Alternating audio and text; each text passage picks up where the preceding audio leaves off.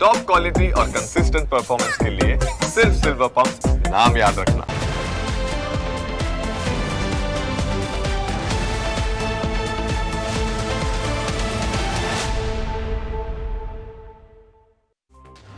તમને સ્પર્શતા તમામ સમાચારોની શેમને ફિકરને એટલે જ હું આપના માટે લઈને આવ્યો છું પ્રાઇમ 9 વિથ જીગર। પ્રાઇમ 9માં આજે 4 અલગ અલગ મુદ્દાઓની વાત કરીશું। પહેલો મુદ્દો વિસાવદરની પેટા ચૂંટણીના પ્રચાર દરમિયાન ગોપાલ ઇટાલિયા પર થયેલા હુમલા વિશે છે। બીજો મુદ્દો કડી વિધાનસભાની પેટા ચૂંટણીમાં ઘેનીબેનના લલકારનો છે। ત્રીજો મુદ્દો અમિત ખૂંટ કેસમાં સગીરાએ જયરાજસિંહ પર લગાવેલા ગંભીર આરોપોનો છે। ચોથો મુદ્દો પોલીસ કર્મચારીએ કરેલા આપઘાતનો છે। પરંતુ સૌથી પહેલા વાત કરીએ વિસાવદરની।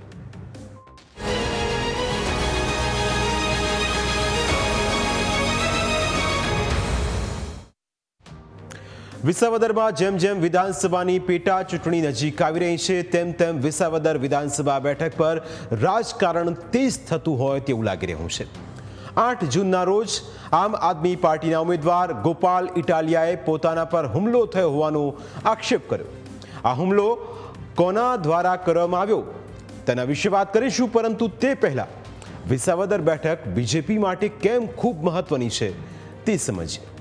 ગત વિધાનસભા ચૂંટણીમાં વિસાવદર બેઠક પર બીજેપીની હાર થઈ હતી અને એટલે જ આ વખતે કોઈપણ સંજોગોમાં બીજેપી આ બેઠક પર જીત હાંસલ કરવા માંગે છે। વિસાવદર બેઠક પર જીત હાંસલ કરવા માટે બીજેપીએ એડી ચોટીનું જોડ લગાવ્યું છે। 2 જૂને બીજેપીના ઉમેદવાર કિરીટ પટેલનું ઉમેદવારી ફોર્મ ભરવામાં આવ્યું ત્યારે ખુદ સીએમ અહીં ઉપસ્થિત હતા। ત્યારબાદ બીજેપીના પ્રદેશ પ્રમુખ CR પાટીલે બીજેપી કાર્યકર્તાઓનું સંમેલન યોજ્યું।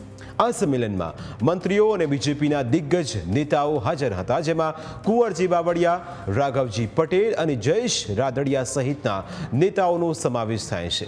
કહો કે સૌરાષ્ટ્રના મોટાભાગના બીજેપી નેતાઓની વિસાવદરમાં હાજરી હતી, જે દર્શાવે છે કે પાર્ટી આ વખતે કોઈ પણ પ્રકારની ચૂક રાખવા નથી માંગતી। સંમેલનમાં સંબોધન દરમિયાન CR પાટીલે કેજરીવાલનું નામ લીધા વિના તેમના પર આકરા પ્રહાર કર્યા। સાંભળો CR પાટીલે શું કહ્યું। ભારતીય જનતા પાર્ટી 2022માં માનનીય પ્રધાનમંત્રી શ્રી નરેન્દ્ર મોદી સાહેબના નેતૃત્વમાં આપ સૌના સાથ અને સહકાર અને મહેનત સાથે 182 સીટ જીતવા માટે જ્યારે નીકળી હતી ત્યારે 156 સીટ આવી। ત્યારે આજે ભાઈ તમારી સામે ઊભા છે, એમની પાર્ટી, એમના નેતા જે દિલ્હીથી હમણાં આવ્યા હતા, એમણે કહ્યું હતું કે લખી લો, પત્રકારોને કહ્યું હતું કે લખી લો, એમની સરકાર બને છે। પત્રકારોને હું આજે કહું છું કે તમે પણ લખી લો, 136 સીટ ઉપર એ દિલ્હી વાળાના ઉમેદવારોની ડિપોઝિટ આ ગુજરાતની પ્રજાએ જપ્ત કરી હતી। CR પાટીલે ફક્ત ગુજરાત જ નહીં દિલ્હીની ચૂંટણી પણ યાદ કરી। તેમણે દિલ્હી વિધાનસભાની ચૂંટણીને લઈ કેજરીવાલ પર નિશાન સાધ્યું।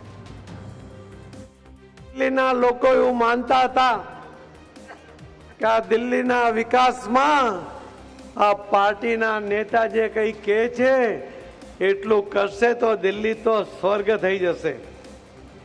10 વર્ષ સુધી એમણે રાહ જોઈ।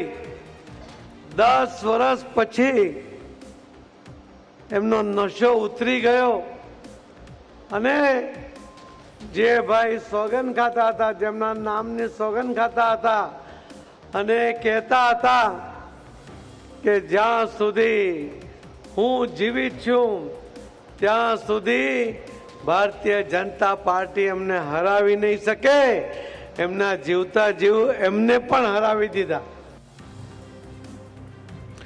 વિસાવદરની જનતાએ 2017માં અને 2022માં બીજેપીનો સાથ આપ્યો નથી અને એટલે જ પાટીલે કાર્યકર્તાઓમાં ઉત્સાહના પ્રાણ ફૂંક્યા। તેમણે કાર્યકર્તાઓને સાવજ પણ ગણાવ્યા, કારણ કે તેઓ સારી રીતે જાણે છે કે જો ચૂંટણી જીતવી હોય તો કાર્યકરોથી જીતાય છે।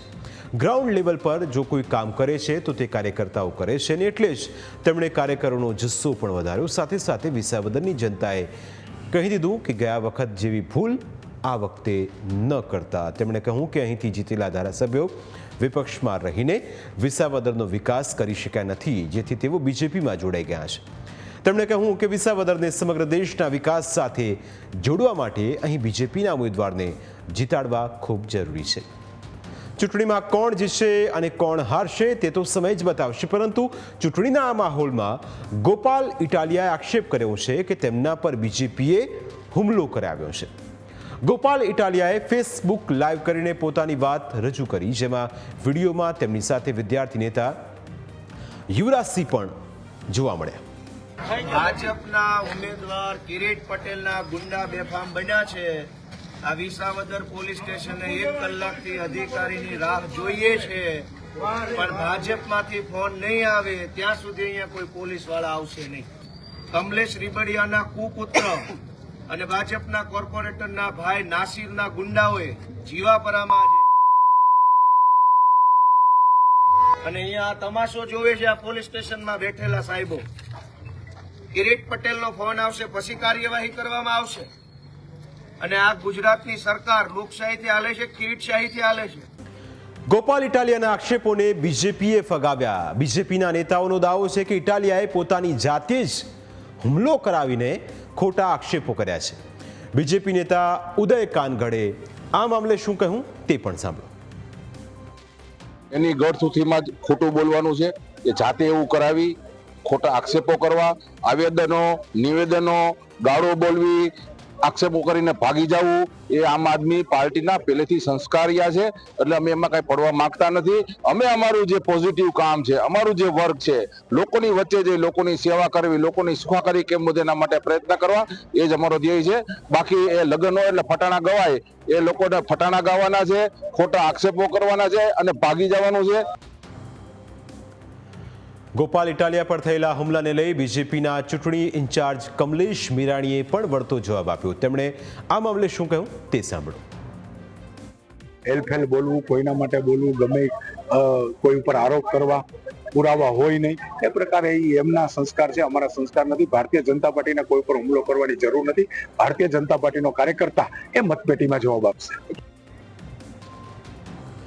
એક તરફ ગોપાલ ઇટાલિયા એવો આક્ષેપ કરી રહ્યા છે કે તેમના પર બીજેપી દ્વારા હુમલો કરવામાં આવ્યો છે, જ્યારે બીજેપીએ તેમના તમામ આરોપોને ફગાવ્યા છે.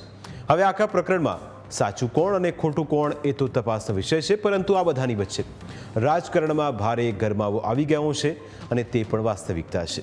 ન માત્ર વિસાવદર